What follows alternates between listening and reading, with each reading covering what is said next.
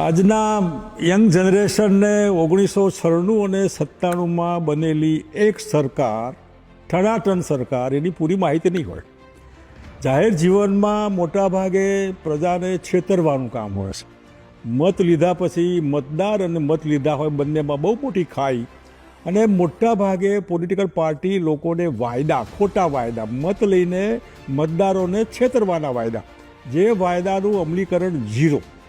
આ ટનાટન સરકારમાં 12 મહિનામાં ગુજરાતની જનતાને એટલું બધું આપ્યું, કલ્પના બહારનું, જે જનતાનું હતું પાછું આપ્યું. એમાં તમે કંઈ મહેરબાની નથી કરતા, પણ પારદર્શકતા, મેઇન ટ્રાન્સપરન્સી અને આરટીઆઈ, કે ભાઈ મારું કામ કેટલે પહોંચ્યું. માણસ આવે સચિવાલયમાં, કોઈ કર્મચારી એના સામે ન જુએ તો એ સામે જોવાને કામનો જવાબ આપવા માટે બંધાયેલો છે. માટે આરટીઆઈ. આ ટેન્ડર આને કેમ મળ્યું? પારદર્શકતા હોય તો રસ્તામાં જનાર પણ સમજે કે આટલા કારણે આને ટેન્ડર મળ્યું.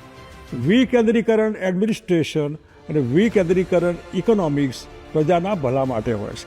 આપણે વિકેન્દ્રિક વહીવટ જેને કહેવાય, એ જિલ્લાઓનું વિભાજન, તાલુકાઓનું વિભાજન, અને પ્રજાને કોઈને એપોઇન્ટમેન્ટ વગર મળવું હોય તો લોક દરબારનું આયોજન. એ આયોજનમાં વિધાઉટ એપોઇન્ટમેન્ટ તમે મળી શકો. એ મળવામાં પ્રજા જે પોતાના પ્રશ્નો કે દરેક પ્રશ્નનો ઉકેલ જરૂર હોય, એનો જવાબ પણ હોય. એ પ્રશ્નોમાંથી જ ઘણા બધા ઉકેલ મળ્યા. એમાં બાલગુરુ શિક્ષણમાં કંઈ નહોતું ત્યારે બાલગુરુની યોજના એમાં મળી. વોટરવર્ક્સ કનેક્શન, ગુજરાતની ગ્રામ્ય જનતાને પીવાના પાણીના કનેક્શનમાં બી જ્યારે બિલ ન ભરો તો ગ્રામ પંચાયતનું કનેક્શન કાપી નાખે, લોકો પીવાના પાણી માટે તરસા મળે, એવા ઠેકાને વોટરવર્ક્સ કનેક્શન માફ, ગ્રામ્ય જનતાએ પીવાના પાણીનું બિલ ભરવાની જરૂર નહીં. આવા અનેક મોટા પ્રશ્નો, રેમરાના હોય, બેકારી માટે ઇન્ડસ્ટ્રીયલ સિક્યુરિટી બોર્ડ હોય, નાના મોટા અનેક પ્રશ્નો જેની એક મોટી બહુ વણઝાર છે. પણ હું આજે તમને કહું છું કે જ્યારે પાર્ટીઓ લોકોને રેવડી આપીને છેતરવા માટેની વાત કરતા હોય છે, એવા વખતે બહેનોને વિધવાઓનું પેન્શન વધારે આપવું, બેકારો હોય તો એને રોજી રોટીની વ્યવસ્થા કરવી, ના હોય તો રોજગારી કરવી, આવા અનેક મુદ્દા લઈને એ સરકાર હતી. એવી સરકાર ફરી મળે પ્રજાને માટે પ્રજાશક્તિ ડેમોક્રેટિક પાર્ટી લઈને અમે આવ્યા છે ગુજરાતની પ્રજાના વચ્ચે. તમારે વિચાર કરવાનો કે આવું કોઈ સરકાર માટેનું પુનરાવર્તન કરવાનું.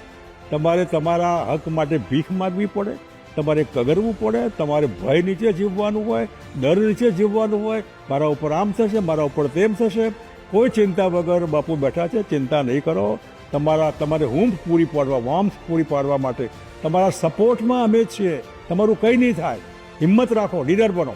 અને હું ઈચ્છું કે આપણે આપણી આવતીકાલની જનરેશન માટે હિંમતવાળા લીડર બનીને આજથી જે 30 વર્ષથી ચાલી આવતી એક જ પાર્ટી, એનું શાસન બદલીને સારું સુશાસન લાવવા માટે કોશિશ કરીએ.